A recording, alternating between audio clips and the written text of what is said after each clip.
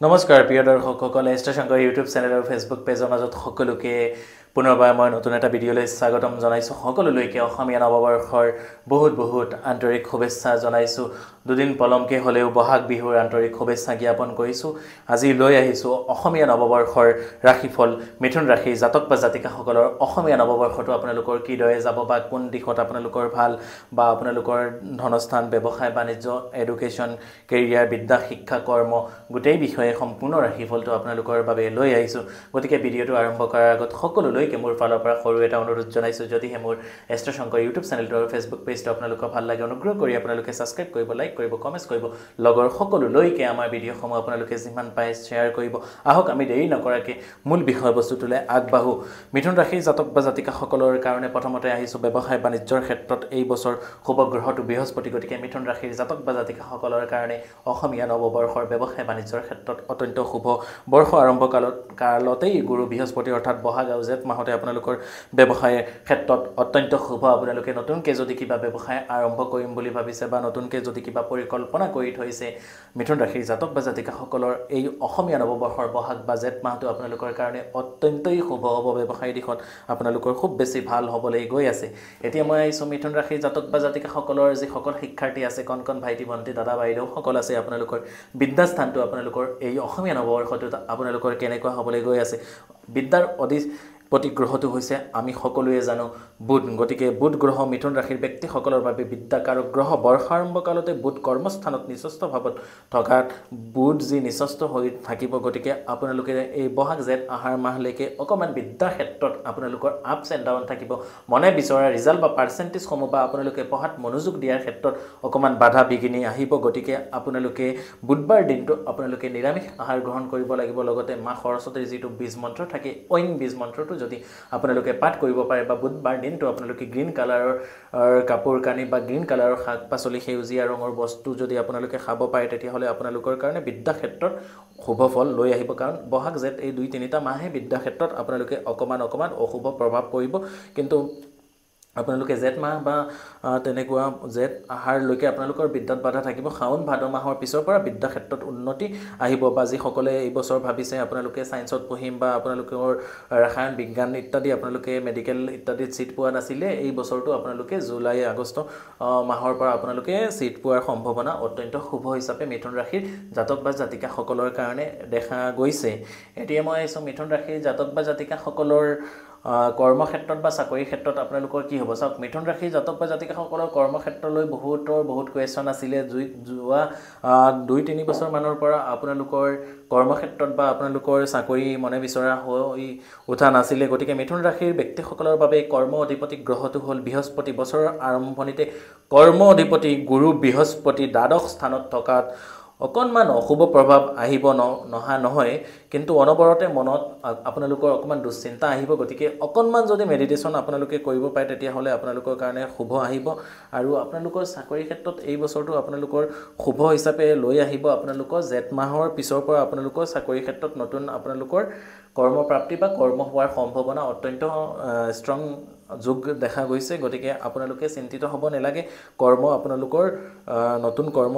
আপোনালোকৰ সূচনা দেখা গৈছে। ৰাশিফল হিচাপে কৰ্মপ্ৰাপ্তিৰ সূচনা ঘটিব। বা যিসকলে ৰাজনৈতিক দিশত আগবাঢ়িম বুলি ভাবিছে মিথুন ৰাশিৰ জাতক বা জাতিকাসকলে, তেওঁলোকৰ কাৰণে এই বছৰটো আপোনালোকৰ অৰ্থাৎ জেঠ মাহৰ পিছৰ পৰা আপোনালোকৰ অত্যন্ত শুভ হিচাপে লৈ আহিব। ৰাজনীতিৰ দিশতো আপোনালোকৰ ভাল। বা যিসকলে আইনী আদালতৰ লগত চাকৰি বা কৰ্মপ্ৰাপ্তি বিচাৰি আছে, তেওঁলোকৰ ধৰক এডভোকেট বা তেনেকুৱা কিবা যদি কৰিম বুলি ভাবি আছিলে, তেতিয়াহ'লে আপোনালোকৰ কাৰণে অত্যন্ত শুভ হিচাপে দেখা গৈছে। আৰু নতুন যিকোনো বিভাগত কৰ্মপ্ৰাপ্তি, বিশেষকৈ চৰকাৰী কৰ্মপ্ৰাপ্তিৰ যুগ বহুত বেছি ষ্ট্ৰংভাৱে দেখা গৈছে। আৰু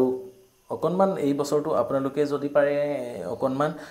যিকোনো মন্দিৰ, বিশেষকৈ গণেশ মন্দিৰত যদি যাব পাৰে, তেতিয়াহ'লে মিথুন ৰাশিৰ জাতক বা জাতিকাসকলৰ যিখিনি বাধা আহিব সৰু সুৰা, সেইখিনিৰ পৰা নাইকিয়া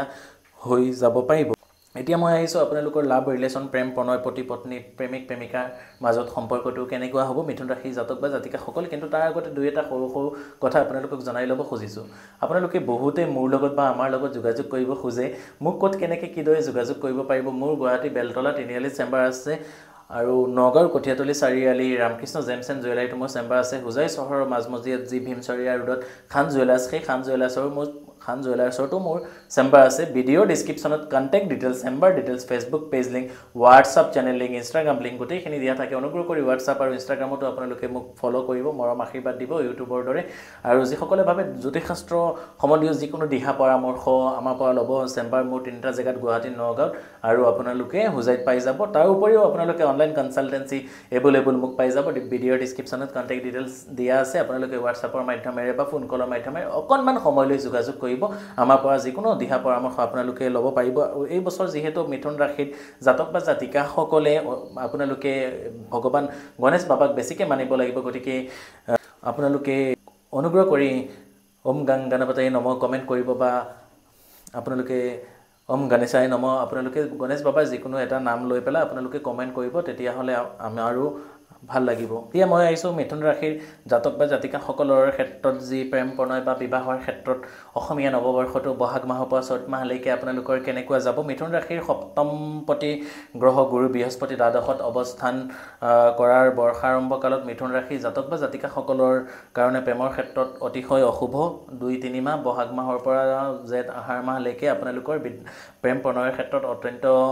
অশুভ দেখা গৈছে গতিকে সেই দিশত আপোনালোকে সতৰ্ক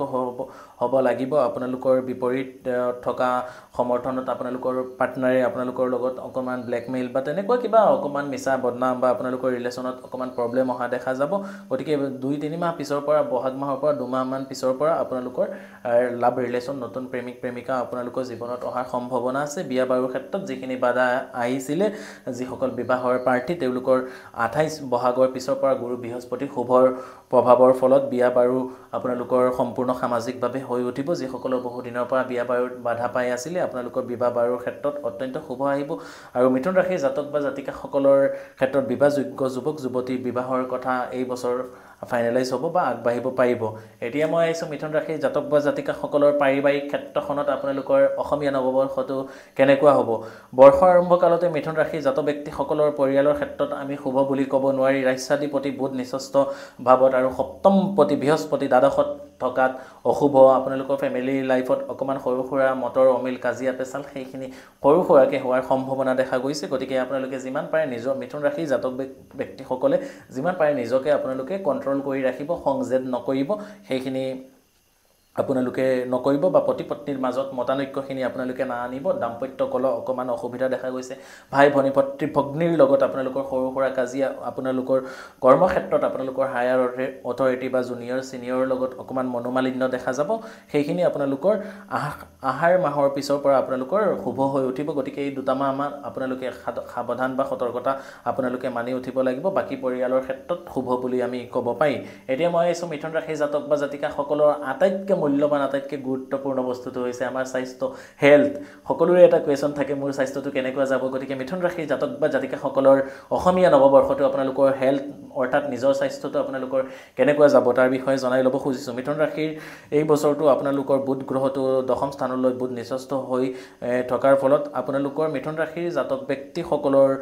স্বাস্থ্যৰ ক্ষেত্ৰত অতিশয় শুভ গতিকে স্বাস্থ্যৰ ক্ষেত্ৰত মিথুন ৰাশিৰ জাতক বা জাতিকাসকলৰ আমি খুব বেছি বেয়া বুলি ক'ব নোৱাৰি কাৰণ এটা দুটা ক্ষেত্ৰতে আপোনালোকে সতৰ্কতা অৱলম্বন কৰিব লাগিব যিসকলৰ ৰক্তজনিত সমস্যা আছে উচ্চ ৰক্তচাপ বা আপোনালোকৰ মধুমেহ ব্লাড সুগাৰ তেওঁলোকৰ ক্ষেত্ৰত অকমান অসুবিধা বা আপোনালোকৰ অকমান কষ্ট পোৱাৰ সম্ভাৱনা আছে বাকি ৰাশি কেইটাৰ কোনো অসুবিধা বা আপোনালোকৰ তেনেকৈ অপয়া অমংগল স্বাস্থ্যৰ ক্ষেত্ৰত আমি দেখা নাই বাকিটো শুভ অশুভ গোটেইখিনি অলৰেডি মোৰ চেনেলত দি থোৱাগে আছে মিথুন ৰাশিৰ জাতক বা জাতিকাসকলৰ কাৰণে শুভ ৰং হিচাপে সেউজীয়া গ্ৰীণ কালাৰটো শুভ ৰত্ন হিচাপে পান্না শুভ দিশ হিচাপে উত্তৰ দিশ শুভ সংখ্যা হিচাপে নাম মানে সংখ্যা শুভ নাম্বাৰ হিচাপে 5 আৰু 8 উপাস্য দেৱতা মাতা ত্ৰিপুৰা সুন্দৰী দেৱীক যদি আপোনালোকে মানিব পাৰে তেতিয়াহ'লে এই বছৰটো আপোনালোকৰ কাৰণে অত্যন্ত শুভ হিচাপে লৈ আহিব গতিকে এইখিনি আছিলে সংক্ষেপে আপোনাৰ